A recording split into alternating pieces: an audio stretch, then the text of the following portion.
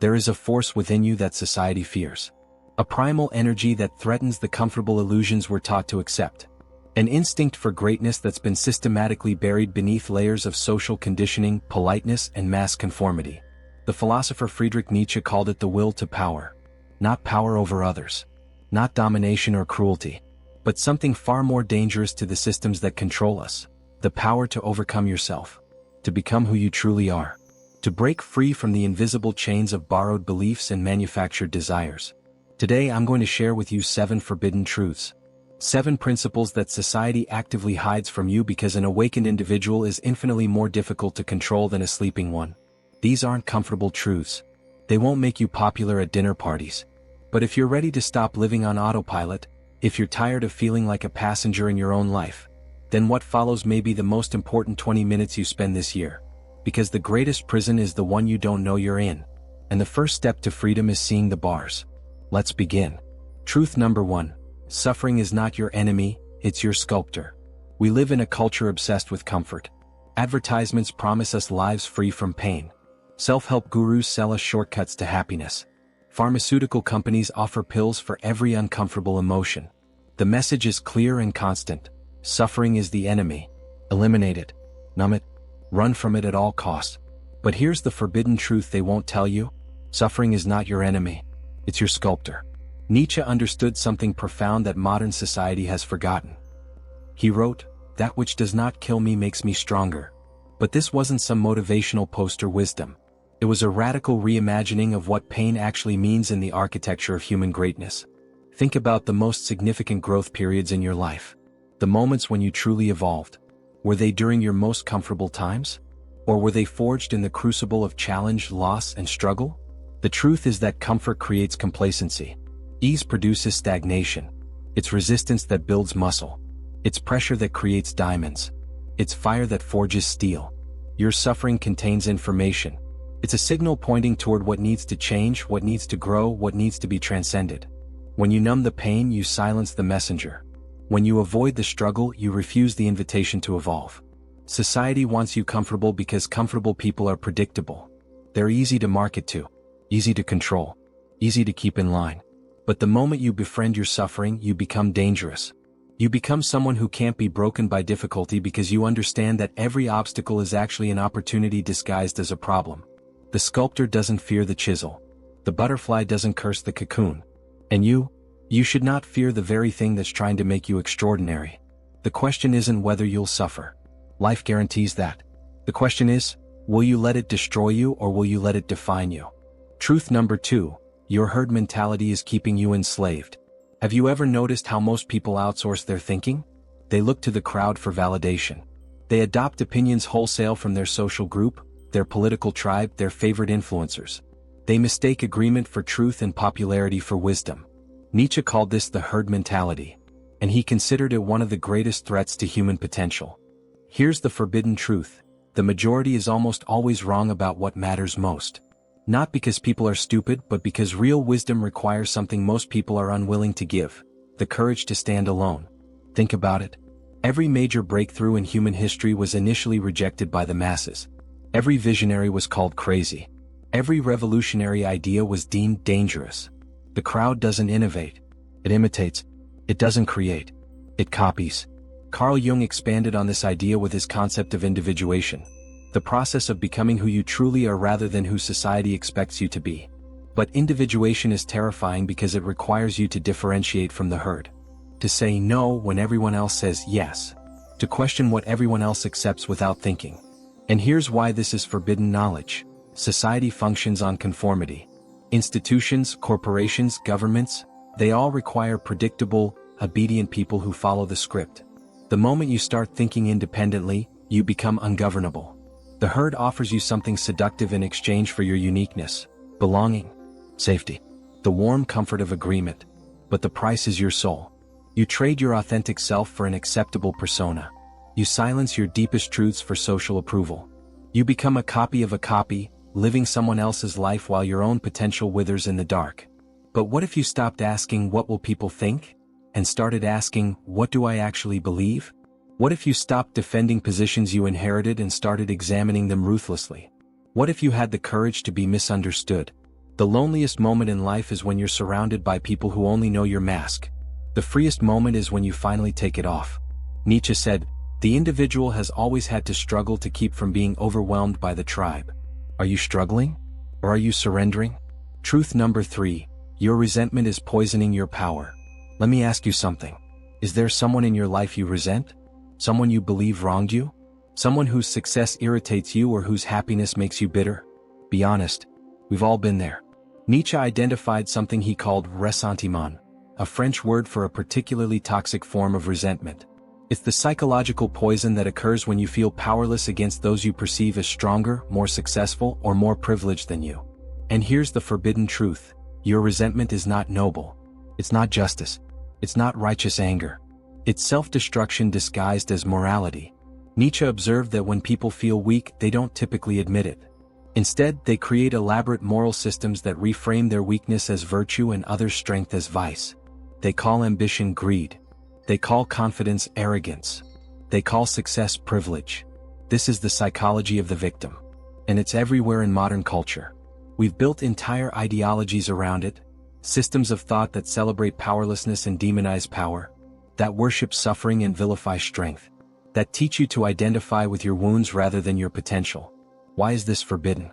Because victimhood is a seductive trap. It absolves you of responsibility. It gives you permission to stay stuck. It provides endless excuses for why your life isn't working. But here's what they won't tell you. Every moment you spend resenting someone else is a moment you're not spending building yourself. Resentment is like drinking poison and expecting the other person to die. It doesn't hurt them. It corrodes you from the inside. It transforms your life force, your will to power, into bitterness, envy, and paralysis. The truly powerful don't resent. They redirect that energy into self-overcoming. They say, "You're successful? Show me how." Not, "You're successful? That's unfair." Imagine what you could accomplish if you took all the energy you've invested in resentment and channeled it into creation instead. The master doesn't envy. The master builds. The strong don't complain. The strong overcome. And you have a choice. You can nurse your grievances or you can nurture your greatness. But you cannot do both. Truth number 4, truth doesn't care about your comfort. We live in an age that's confused feelings with facts, where my truth has replaced the truth, where saying something that makes someone uncomfortable is considered more offensive than saying something that's simply false. But here's the forbidden truth they desperately don't want you to know. Truth doesn't negotiate with your emotions. Reality doesn't bend to accommodate your comfort. Nature doesn't pause because you're offended. The laws of consequence don't make exceptions for good intentions. Nietzsche warned against what he called truth wrapped in cotton wool. Comfortable lies we tell ourselves to avoid the harshness of reality. We prefer beautiful falsehoods to ugly truths. We prefer comforting delusions to challenging facts. Why? Because truth demands something from us. It requires us to change, to adapt, to face what we've been avoiding. Lies, on the other hand, let us stay exactly as we are. Society has become increasingly allergic to uncomfortable truths. We create safe spaces where challenging ideas aren't allowed. We cancel voices that disturb our worldview. We build echo chambers where everyone agrees with us and we never have to face contradiction. But here's the price. Without truth, there's no growth. Without honest feedback, there's no improvement. Without confronting reality, there's no power. You cannot solve a problem you refuse to acknowledge. You cannot heal a wound you pretend doesn't exist. You cannot grow beyond a limitation you deny you have. The Stoic philosophers understood this deeply. Marcus Aurelius wrote, "The obstacle is the way, not the obstacle you wish you had. Not the obstacle that's convenient to face. The actual obstacle. The truth of your situation." Most people spend their lives building elaborate fortresses to protect themselves from reality. They surround themselves with yes men. They consume media that confirms their biases. They interpret every failure as someone else's fault. But the awakened individual does the opposite. They seek out truth even when it hurts. They ask for honest feedback even when it stings. They look at their failures directly and ask, "What is this trying to teach me?" Because here's what they understand. Short-term comfort leads to long-term suffering. But short-term discomfort, the discomfort of facing hard truths, leads to long-term freedom. The question is, do you want to feel good right now or do you want to be great eventually? Do you want comforting lies or liberating truths? The choice is yours. But the consequences are not. Truth number 5. You must destroy yourself to create yourself. There is an idea you've been taught since childhood. Find yourself. Discover yourself. Be yourself. As if there's some fixed, authentic you buried beneath the surface, waiting to be uncovered like an archaeological artifact. But here's the forbidden truth. There is no fixed self to find. There's only a self to create. Nietzsche's concept of the Übermensch, often mistranslated as Superman, is really about self-overcoming. It's about perpetual transformation, constant evolution, the willingness to destroy who you are today to become who you could be tomorrow. He wrote, "You must be ready to burn yourself in your own flame. How could you become new if you had not first become ashes?" Think about the caterpillar. To become a butterfly, it doesn't just grow wings. It completely dissolves. Inside the cocoon, its entire structure breaks down into a kind of biological soup before reorganizing into something unrecognizable. That's what real transformation requires. Not improvement, not optimization, death and rebirth. But we're terrified of this. We cling to our identities like life rafts. I'm the funny one. I'm shy. I'm not good with money. I'm not creative. We mistake these stories for truth. We confuse our patterns for our essence. And society reinforces this. It teaches you to stay true to yourself, which really means stay small, stay predictable, stay who we expect you to be. Because when you truly transform, you become disruptive. You make others uncomfortable by showing them what's possible. You violate the unspoken social contract that everyone should remain at roughly the same level. Jung called this process individuation, but he was also clear about its price. You must differentiate from everything you've identified with. Your family's expectations, your culture's limitations, your own self-imposed definitions. You must be willing to betray the person you were to become the person you're meant to be. This is why most people never truly change. Not because they can't, but because they're unwilling to grieve. Transformation requires you to mourn your old self, to say goodbye to familiar patterns, even dysfunctional ones, to step into the terrifying unknown of a new identity. But here's what awaits you on the other side: freedom, power, the exhilarating experience of becoming something greater than you imagined possible. The phoenix doesn't fear the fire. It understands that destruction and creation are the same process. So what version of yourself are you clinging to that needs to die? What identity is protecting you from your potential? You already know. You've always known. The question is, are you brave enough to let it burn? Conclusion: the choice. We've traveled through 7 forbidden truths. 7 keys to the prison you didn't know you were in. Let's remember them. 1. Suffering is not your enemy, it's your sculptor. Stop running from pain and start learning from it. 2. Your herd mentality is keeping you enslaved. Think independently, even if it means standing alone. 3. Your resentment is poisoning your power. Transform bitterness into building. 4. Truth doesn't care about your comfort. Choose liberating reality over comforting delusion. 5. You must destroy yourself to create yourself. Let the old version die so the new one can emerge. 6. Morality is often a leash disguised as virtue. Transcend borrowed rules and create your own values. 7. Your death is your greatest teacher. Live with the urgency of someone who knows time is precious. These truths aren't comfortable. They're not supposed to be.